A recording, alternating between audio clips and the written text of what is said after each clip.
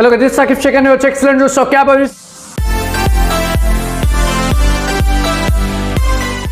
अभी just class 12 में और महाराष्ट्र बोर्ड में पढ़ रहे हो, राइट यार। ऑलरेडी हम लोग ने आपका क्लास 12 का मैथमेटिक्स का कंप्लीट सिलेबस कर दिया और हम लोग ने फिजिक्स के 4 to 5 चैप्टर्स हम लोग ने फिनिश किया और केमिस्ट्री का हम लोग ने स्टार्ट किया था। लाइक फर्स्ट चैप्टर उसमें आपका सॉलिड स्टेट पूरा कंप्लीट फिनिश कर दिया था और जो सेकेंड चैप्टर यार जिसका नाम है सॉल्यूशन, तो सॉल्यूशन चैप्टर जो है यार दो टॉपिक पे बेस्ड है। एक आपका है सॉल्यूशन वाला पार्ट और दूसरा आपका कॉलिगेटिव प्रॉपर्टीज।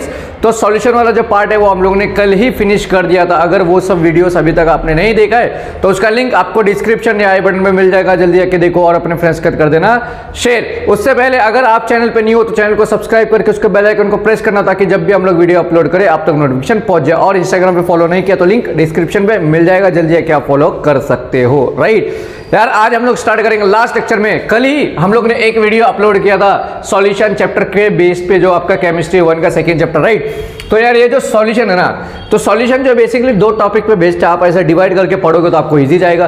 तो पहला पार्ट है आपका पूरा सॉल्यूशन, वो हम लोग ने फिनिश कर दिया और जो सेकेंड हाफ है आपका चैप्टर का वो है आपका कॉलिगेटिव प्रॉपर्टीज। तो आज इस लेक्चर में आपको कंप्लीट सॉल्यूशन का चैप्टर फिनिश हो जाएगा, राइट। फिर कल हम लोग स्टार्ट करेंगे थर्ड वाला चैप्टर आपका आयोनिक इक्विलिब्रियम, राइट। तो जल्दी क्या करना है, इस वीडियो को शेयर कर देना अपने फ्रेंड्स के साथ बिना किसी टाइम पास के। चलो करते हैं स्टार्ट। तो यार कल हम लोग ने आइडियल सॉल्यूशन देखा था, राइट। लास्ट जो टॉपिक था हमारा आइडियल सॉल्यूशन था, तो उसका और एक टॉपिक बचा हुआ था नॉन आइडियल सॉल्यूशन, वो भी देखेंगे हम लोग, राइट। तो देखो नॉन आइडियल, सबसे पहले क्या करो आप इसका ले लो स्क्रीनशॉट ताकि आपके पास भी अवेलेबल हो जाए इसका नोट्स। आई होप ले लिया होगा, राइट। हाँ ले लिया भाई, ले लिया, स्मार्ट हो तुम लोग। देखो अभी नेक्स्ट क्या है, नॉन आइडियल सॉल्यूशन क्या बोलता है, this solution do not obey Raoult's law. भाई साहब ये उल्टा हो गया, दगाबाज रे। वो इसलिए क्योंकि आइडियल जो सॉल्यूशन था भाई इससे पहले वाला वो राउल्ट्स लॉ को फॉलो करता था, बट नॉन आइडियल सॉल्यूशन जो है इसको ओबे नहीं करता, मतलब इसको फॉलो नहीं करता। किसको? राउल्ट्स लॉ को। The vapour pressure of this solution is lower. तो नॉन आइडियल सॉल्यूशन का जो वेपर का प्रेशर होगा वो क्या होगा? कम होगा, लेकिन ज्यादा होगा किसका? प्योर सब्सटेंस का। समझ में आ गया? क्लियर है? फर्स्ट पॉइंट क्या देखा हम लोग ने, ये जो सॉल्यूशन है नॉन आइडियल सॉल्यूशन ये अपना राउल्ट्स लॉ को ओबे नहीं करता, मतलब उसको फॉलो नहीं करता है। सेकंड हम लोग ने क्या देखा, ये जो सॉल्यूशन होगा नॉन आइडियल सॉल्यूशन जो है उसका वेपर प्रेशर क्या होगा? कम होगा, लेकिन प्योर सब्सटेंस के साथ ज्यादा होगा।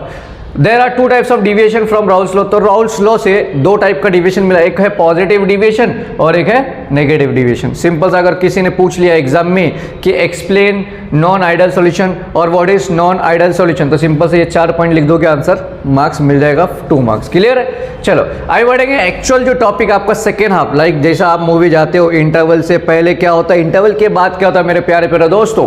तो ये चैप्टर में इंटरवल से पहले हम लोग ने देख लिया पूरा सॉल्यूशन, अभी इंटरवल के बाद हम लोग देखने वाले कॉलिगेटिव प्रॉपर्टीज। देखो दिख रहा है कॉलिगेटिव प्रॉपर्टीज। तो क्या होता है ये? The physical properties of solution that depends upon the number of solute particle in solution and not on the nature are called colligative properties. भाई साहब ये क्या बोल दिया आपने, ये तो भाई जंग करवा दिया आपने। नहीं भाई कुछ मैंने नहीं किया है। The physical property of solution that depends upon the, मतलब एक ऐसा जो मैंने पहले बताया आपको कि सॉल्यूशन जो है वो सॉल्यूट और सॉल्वेंट से मिलकर के बनता है, राइट। तो physical property of solution, solution का फिजिकल प्रॉपर्टी जो होता है वो डिपेंड करता है कि कितने नंबर ऑफ सॉल्यूट पार्टिकल उसमें प्रेजेंट है। समझा? इस पे वो फोकस करता है, ना कि उसका क्या बोला है उसके नेचर पे डिपेंड नहीं करता। तो सबसे पहले वापस देख लो, जो सॉल्यूशन है सॉल्यूशन का जो फिजिकल प्रॉपर्टी है वो डिपेंड करता है, कोई भी सॉल्यूशन रहेगा उसका फिजिकल प्रॉपर्टी किस पे डिपेंड करेगा कि कितने नंबर ऑफ सॉलिड पार्टिकल उसमें प्रेजेंट है, ना कि उसका नेचर कैसा है। समझ में आ रहा है बात? दोनों में डिफरेंस किस पे डिपेंड रहेगा? कितने number of solid particles present है उसमें, वो सॉल्यूशन में, उस पर वो डिपेंड करता है। उसको हम लोग क्या बोलेंगे? Colligative properties. बात समझ में आएगा? डेफिनेशन सिंपल है, सॉल्यूशन का फिजिकल प्रॉपर्टी डिपेंड करता है किस पे कि कितना नंबर ऑफ सॉलिड पार्टिकल उस सॉल्यूशन में प्रेजेंट है, उसी चीज को हम लोग बोलेंगे कॉलिगेटिव प्रॉपर्टीज। समझ में आ गया? सिंपल सा डेफिनेशन। चलो आगे बढ़ेंगे। तो नेक्स्ट है अपना वेपर प्रेशर ऑफ लोअरिंग।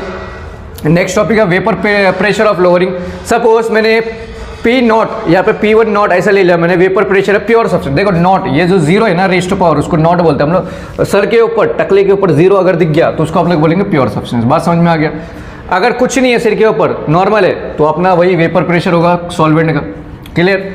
तो याद रखो हमेशा जो प्योर फॉर्म होता है वो सबसे ज़्यादा नंबर में होता है as compare to impure form, right? है ना, ओरिजिनल माल ओरिजिनल होता है, राइट? हाँ, तो यहाँ पे हम लोग बोल सकते हैं कि जो वेपर प्रेशर होगा सॉल्वेंट का वो लेस है किससे? प्योर फॉर्म से, vapour pressure of pure substance से। समझ में आ गया?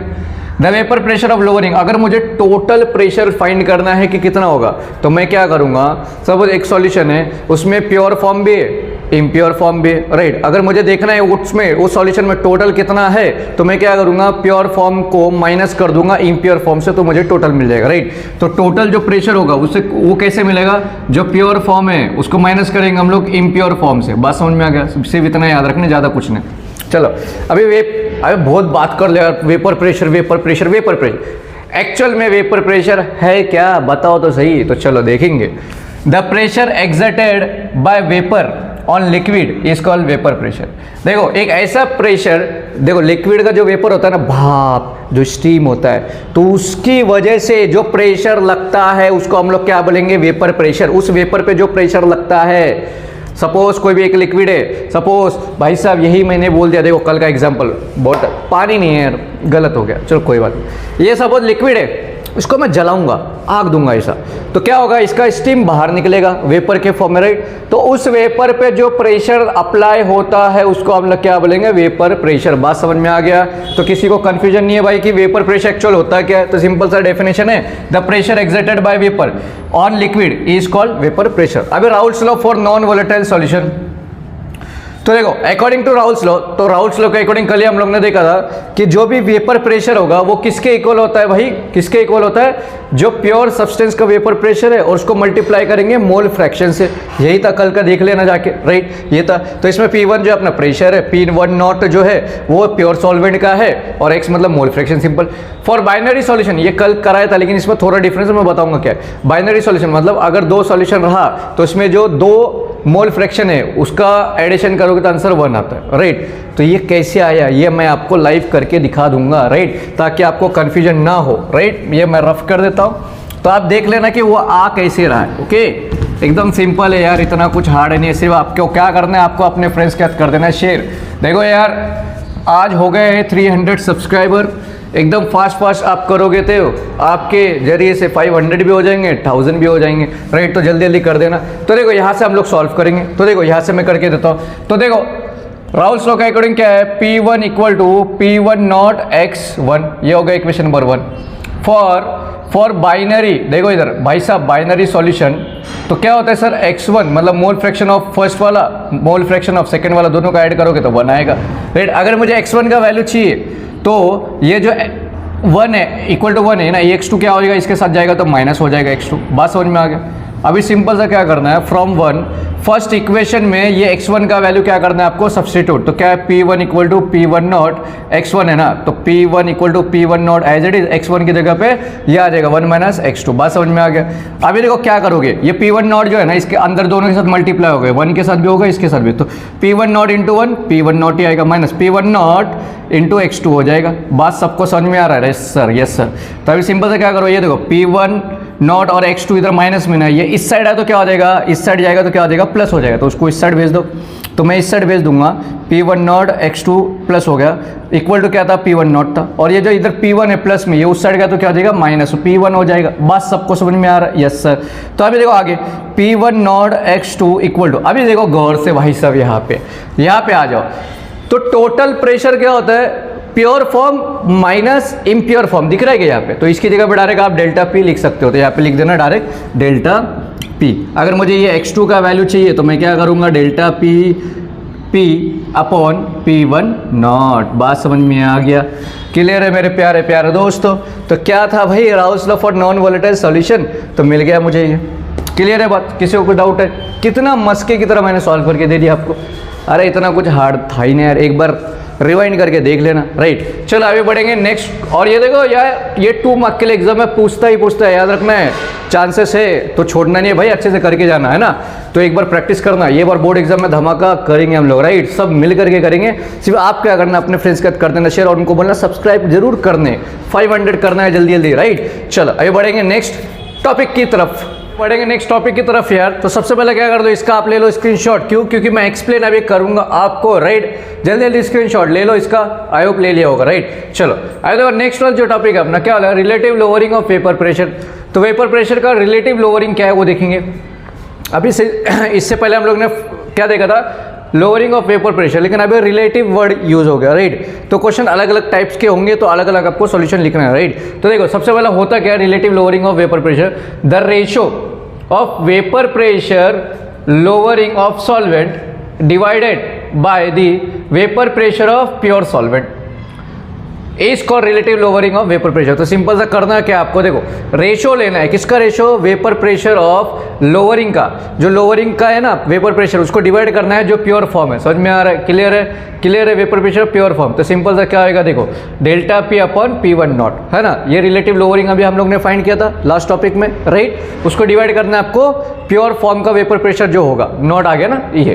तो इसके आगे अभी देखो होगा क्या, तो इसके आगे देखो इसका तो डायरेक्ट वैल्यू था, अभी जस्ट मैंने बताया कि टोटल प्रेशर क्या होता है, क्या होता है। फर्स्ट टॉपिक से देखते हैं हम लोग कि जो प्योर फॉर्म होगा उसको माइनस करेंगे इम्प्योर फॉर्म से, राइट। और ये P1 नॉट तो ये एज इट इज है। अभी इसके आगे देखो हो क्या रहा है, इसके आगे देखो यहाँ से लेके यहाँ तक लगी, ये आया कैसे, मैं यहाँ पे साइड में आपको करके दिखा रहा हूँ, देख लेना। तो अभी देखो यहाँ पे मैं करके देता हूँ, यहाँ पे देख लो। तो delta P upon P1 not, right. तो डेल्टा पी का फॉर्मूला मुझे पता है, P1 नॉट माइनस P1 होता है, और ये नीचे वाला तो एज इट इज आया। किसी को डाउट है, ये समझ में आ गया। ये फर्स्ट देखो ये एज इट इज आ गया यहाँ। तो इसके आगे वी नो दैट कि अपना जो डेल्टा पी है भाई वो होता है अपना क्या आता है, P1 not into x2, right. तो वही फर्स्ट इसमें देखा था ना, समझ में आ गया। तो ये क्या करेंगे, डेल्टा पी की जगह पे उसका वैल्यू सब्स्टिट्यूट कर देंगे। तो यहाँ पे तो क्या करेंगे, देखो P1 नॉट x2 डेल्टा की जगह, डेल्टा पी की जगह पे आ गया, और नीचे जो भी है वो एज इट इज लिखना है, समझा। P1 not minus P1 upon P1 not. अभी देखो सिंपल से क्या करेंगे, ये P1 नॉट इधर जाएगा, मल्टीप्लाई हो जाएगा, तो इधर बचेगा क्या, P1 नॉट x2, देखो इधर P1 नॉट, और बचा क्या P1 नॉट माइनस P1, और नीचे में क्या है अपना P1 नॉट। तो ये P1 नॉट कैंसिल हो जाएगा, बचेगा क्या final, P1 not x2 equal to P1 not minus P1।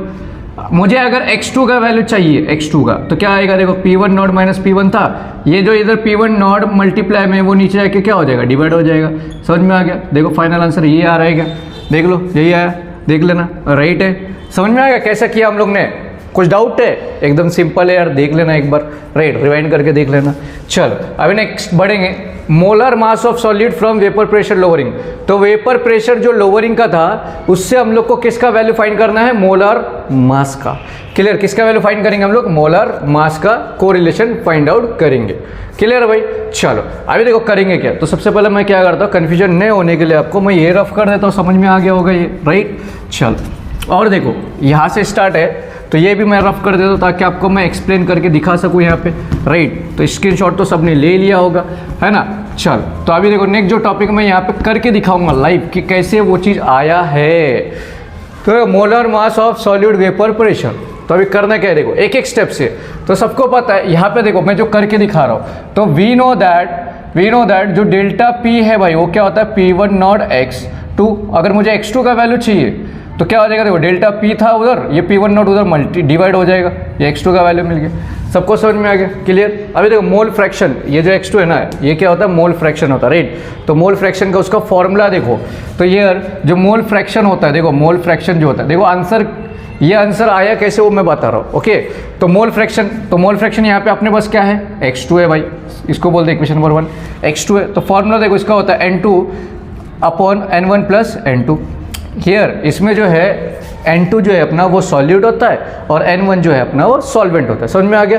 तो अगर अपना सॉल्वेंट बहुत ज़्यादा है सॉल्यूट से, यहाँ पे कंडीशन बताया, अगर अपना N1 जो है बहुत ज़्यादा अमाउंट में है सॉल्यूट से, तो N1 प्लस N2 जो है ना वो इक्वल टू हो जाएगा N1 के, समझा, मतलब सॉल्वेंट बन जाएगा, सॉल्यूट निकल जाएगा वहाँ से। क्लियर है बात। देखो अगर मैंने बोला इफ़ N2 जो है मतलब N1 जो है अपना सॉल्वेंट जो है, जो सॉल्वेंट है वो बहुत ज़्यादा अमाउंट में है सॉल्यूट के, राइट। तो ये जो अपना N1 प्लस N2 है ना, ये हो जाएगा सॉल्वेंट। क्यों? क्योंकि सॉल्यूट जो है निकल जाएगा, क्योंकि बहुत ज़्यादा अमाउंट में सॉल्वेंट है ना, तो सॉल्यूट निकल जाएगा। तो इसकी जगह पर डायरेक्ट क्या करना है, सब्स्टिट्यूट। तो x2 का भी वैल्यू क्या मिलेगा, N2/N1। यहाँ तक बात समझ में आ गया सबको? क्लियर है भाई? समझ में आ रहा है? किसी को कुछ डाउट है भाई? समझ में आ गया? तो अभी सिंपल सा क्या करना है, ये जो अपना मिला है x2 का, इसमें क्या करना है, इसका वैल्यू कर देना है आपको सब्स्टिट्यूट। तो क्या करना है, पुट x2 का value, put the value of x2 का वैल्यू किस में करेंगे सर, इक्वेशन नंबर 1 में। तो देखो यहाँ पे x2 दिख रहा है, यहाँ पे ऐसा x2 equal to delta p upon p1 not है ना, तो x2 की जगह पे ये वैल्यू पुट कर देंगे, N2/N1 equal to delta p upon p1 not. बात समझ में आ गया? यहाँ तक सबको समझ में आ गया? क्लियर? यहाँ से एक्चुअल में माजरा चालू होता है आपका, क्या चालू होता है, यहाँ तक तो हो गया। अब यहाँ पे N1 और N2 का वैल्यू फाइंड करेंगे। क्यों? क्योंकि यहाँ पे सॉलिड और सॉल्वेंट है ना, मतलब मोल फ्रैक्शन है। तो मोल फ्रैक्शन का जो मोल है, मोल का फॉर्मूला क्या था, फर्स्ट क्लास 11 में पढ़ा हम लोग ने। मोल का फॉर्मूला क्या था, mass upon molar mass, right. तो यहाँ पे मास को हम लोग m से रिप्रेजेंट करेंगे, राइट। ये मास को हम लोग w से रिप्रेजेंट करेंगे जो वेट है, और मोलार मास को हम लोग कैपिटल M से रिप्रेजेंट करेंगे। बात समझ में आ गया? वेट जो है अपना, जो मास होगा उसको हम लोग w से रिप्रेजेंट करेंगे, और मोलार मास को कैपिटल M से रिप्रेजेंट करेंगे। समझ में आ गया? तो सिंपल सा मुझे एक बात बताओ, अगर मुझे N2 का वैल्यू चाहिए तो मैंने क्या बोला, मास को मैंने किससे रिप्रेजेंट करना है, w से, राइट। मास अपन मोलर मास, और मोलर मास को कैपिटल M से, राइट। N2 के लिए क्या हो जाएगा, यहाँ पे 2 आ जाएगा। बात समझ में आ गया? वैसे सेम अभी N1 डिवाइड में W/M तो आ गया, लेकिन मास को क्या लिया हम लोग ने, W, और मोलर मास को कैपिटल M। तो अगर मुझे N1 के लिए चाहिए तो क्या करूँगा, मैं सिर्फ वही यहाँ पे 1 यूज़ कर दूँगा, और आगे क्या इक्वल टू क्या, डेल्टा p/P1 नॉट, राइट। तो देखो अभी इसको सॉल्व कर देंगे। सपोज मैं ये रफ कर देता हूँ यहाँ पे, तो आपको कन्फ्यूजन नहीं होगा। समझ में आ रहा है? देखो कैसे आंसर, वो आंसर कैसे आएगा, राइट। तो अभी देखो फाइनली देखो इधर डेल्टा p/P1 नॉट तो था, इक्वल टू के बाद देखो अभी ये W2/M2। देखो यहाँ पे ये नीचे ना, ये नीचे वाला एकदम ऊपर चले जाएगा, और ये जो इधर है ये नीचे चले जाएगा, मतलब उल्टा हो जाएगा, M1/W1। तो फाइनल आंसर क्या आएगा, delta p/P1 not equal to W2 into M1/M2 into W1। तो ये अपना फाइनल आंसर। समझा? किसी को कुछ डाउट है भाई? अगर डाउट होगा तो कमेंट जरूर करना, कमेंट बॉक्स आपका ये। जल्दी जल्दी इस वीडियो को करना है शेयर, राइट। चलो बढ़ेंगे अभी नेक्स्ट टॉपिक की तरफ। अभी बढ़ेंगे नेक्स्ट टॉपिक की तरफ यार। तो सिंपल है, सबसे पहले क्या करना है, इसका आपका स्क्रीनशॉट ले लेना है, नोट्स अवेलेबल हो जाएगा, राइट। चलो ले लिया है स्क्रीनशॉट। चलो अभी बढ़ेंगे। देखो नेक्स्ट जो है अपना बॉइलिंग पॉइंट एलिवेशन। तो बोलता है क्या है, boiling point of liquid is the point of temperature at which its vapour pressure is equal to the applied pressure. देखो कोई भी लिक्विड का बॉइलिंग पॉइंट, देखो बॉइलिंग पॉइंट एलिवेशन होता क्या है, boiling point of liquid is the point of temperature, एक ऐसा टेम्परेचर का पॉइंट जिसमें वेपर प्रेशर जो होगा वो इक्वल होगा कौन से प्रेशर को, जो प्रेशर तुमने अप्लाई किया हुआ है, राइट। समझ में आ गया? फॉर एग्जाम्पल देखो ये अपने एक बीकर एज्यूम करना है, इसका vapour pressure suppose 10 degree Celsius assume करो, ऐसा वेपर प्रेशर, ये क्या है अपना वेपर प्रेशर है, और तुमने अप्लाई किया है 20 डिग्री सेल्सियस, ये प्रेशर तुमने अप्लाई किया, राइट। तो देखो होगा क्या है, एक ऐसा टेम्परेचर का पॉइंट जिसमें जो वेपर प्रेशर का जो टेम्परेचर है, जो वेपर प्रेशर का जो टेम्परेचर है वो इक्वल, मतलब देखो सिंपल सा क्या बोला है, वापस देख लो क्या बोला है कि टेम्परेचर का एक ऐसा पॉइंट जिसमें ये जो वेपर प्रेशर है ये इक्वल होगा जो तुमने प्रेशर अप्लाई किया था लिक्विड में। समझ में आ गया? उसी चीज को हम लोग क्या बोलेंगे, बॉइलिंग पॉइंट एलिवेशन। समझ में आ रहा है? टेम्परेचर का एक ऐसा पॉइंट जिसमें जो अपना वेपर प्रेशर है वो इक्वल हो जाएगा जो प्रेशर तुमने अप्लाई किया हुआ है। Clear? In non-volatile solute, the boiling point is elevated. The boiling point of non-volatile solvent is always greater than pure substance. तो याद रखो जो boiling point होगा non-volatile solvent का वो हमेशा ज़्यादा होगा as compared to pure substance का। समझ में आ गया? तो जो boiling point होगा वो ज़्यादा होगा as compared to boiling point of pure substance। pure substance को हमेशा नॉट से रिप्रेजेंट करता हूँ, मतलब ऐसा 0 से। पहले देखो T मतलब टेम्परेचर, B मतलब बॉइलिंग पॉइंट, समझ में आ गया? और नॉट मतलब क्या है, प्योर सॉल्यूशन का है, और ये मतलब नॉर्मल सॉल्यूशन का है। क्लियर? चलो अभी next, boiling point elevation and concentration of solute, ये एक डेरिवेशन है, 2 मार्क के लिए आएगा तो देख लेना। तो the boiling point elevation is directly, देखो जो बॉइलिंग पॉइंट होता है एलिवेशन वो डायरेक्टली प्रोपोर्शनल होगा किसको, मोलैलिटी को। तो जो बॉइलिंग पॉइंट होगा, टोटल जो बॉइलिंग पॉइंट होगा वो डायरेक्टली प्रोपोर्शनल होगा मोलैलिटी। मोलैलिटी को हम लोग स्मॉल m से रिप्रेजेंट करते हैं, राइट। तो देखो ये डायरेक्टली प्रोपोर्शनल हटाने के लिए कुछ कांस्टेंट देना पड़ेगा, मैंने के बी ले लिया, राइट। तो ये एक मिल गया। तो यहाँ पे m मतलब मोलैलिटी सॉल्यूशन का, ये kb मतलब क्या, बॉइलिंग पॉइंट कांस्टेंट होता है, राइट। अगर मैंने बोल दिया कि जो अपना मोलैलिटी है वो 1 है मेरा, तो ये 1 से मल्टीप्लाई करो तो ये आने वाला, मतलब दोनों इक्वल हो जाएगा। वेर ये जो kb है इसको हम लोग और एक चीज़ बोलते हैं, क्या बोलते हैं, ये बिलियोस्कोपिक कांस्टेंट, बोलने नहीं आ रहा है मुझे, देख लो कितना डेंजर है। तो अगर मुझे इसका यूनिट निकालना है, इसका यूनिट निकालना है, किसका, इसी चीज़ का यूनिट, देखो ये एज इट इज मैंने कॉपी पेस्ट यहाँ पे किया। तो अगर मुझे केबी का यूनिट चाहिए, ये यूबिलियोस्कोपिक कांस्टेंट का, तो ये m नीचे चले जाएगा, राइट। तो डेल्टा टीबी का क्या आएगा, बाकी इसका मोल इनवर्स केजी, तो ये अपना उसका यूनिट समझ में आ गया। चलो अभी next, molar mass of solid from boiling point. तो बॉइलिंग पॉइंट से हम लोग मोलर मास का निकालेंगे, मोलर मास का वैल्यू निकालेंगे, तो यही फॉर्मूला यूज़ करेंगे हम लोग, यही फॉर्मूला यूज़ करेंगे। देखो यहाँ पे समझ में आ गया। तो सपोज मैंने बोला सॉल्यूशन जो है वो मेड अप ऑफ है, किससे बना हुआ है, देखो solution is made up of dissolving W2 of solid in W1 of solid. मैंने क्या बोला कि सॉलिड जो है वो सॉलिड में डिसॉल्व किया है, तो देखो मोलैलिटी, मैंने बोला मोलैलिटी उसका फॉर्मूला क्या है, तो मोलैलिटी का फॉर्मूला होता है mass of solid upon mass of solvent in KG. तो मास ऑफ सॉलिड तो पता है क्या होगा, W2 अपॉन M2 आता है, और मास ऑफ सॉल्वेंट क्या है, W1 केजी में है ना, तो डिवाइड बाय 1000 कर देना है, सिंपल। तो अभी देखो होगा क्या, यहाँ से मैं करके दिखा देता हूँ आपको, ज़्यादा कुछ है नहीं यार इतना, मैं यहीं पे करके दे देता हूँ, देख लो इतने पार्ट में। तो देखो m इक्वल टू क्या है, W2 अपॉन M2 है ना, तो ये क्या हो जाएगा W2 अपॉन M2, ये जो 1000 ऊपर चले जाएगा, ऐसा 1000 मल्टीप्लाई हो जाएगा, और नीचे क्या आ जाएगा W1, राइट, और ये मोल केजी इनवर्स हो जाएगा, ये हो गया। अभी हम m का वैल्यू क्या करना है, इक्वेशन नंबर 1 में क्या करना है, सब्सटीट्यूट करना है, मतलब delta T B equal to क्या है सर, के बी एम है ना, तो इसमें वैल्यूज क्या करना है, सब्सटीट्यूट कर देना है। तो देखो K B as it is, m की जगह पे क्या आएगा W2 1000 और अपन में M2 W1, तो मुझे M2 का वैल्यू चाहिए, तो M2 इधर जाएगा, TB इधर नीचे आ जाएगा, बाकी सब एज इट इज क्लियर। ज़्यादा कुछ हार्ड था नहीं यार, एकदम सिंपल सा था। तो क्या करेंगे आज हम लोग यहीं पे स्टॉप करेंगे, बाकी का जो है कल और एक लेक्चर आएगा, इसका लास्ट वाला पार्ट है, एक 2-3 पेज रह गया, वो खत्म कर देंगे, समझा, पूरा का पूरा धीरे, एक 10 मिनट का वीडियो बनने वाला नेक्स्ट, इसमें पूरा का पूरा खत्म हो जाएगा, राइट। तो कल मे भी आपको 3rd चैप्टर भी मिल जाएगा, आयोनिक इक्विलिब्रियम। तो उससे पहले क्या करना है यार, जल्दी जल्दी अपने फ्रेंड्स का कर देना शेयर। तो मिलते हैं एक न्यू जोश, एक न्यू एक्टिवनेस, एक न्यू लेक्चर्स के साथ, तब तक आप पढ़ते रहो और मुस्कुराते रहो और अपना चैनल को सब्सक्राइब करते रहो और ग्रो करते रहो। चलो तो मिलते हैं नेक्स्ट लेक्चर में।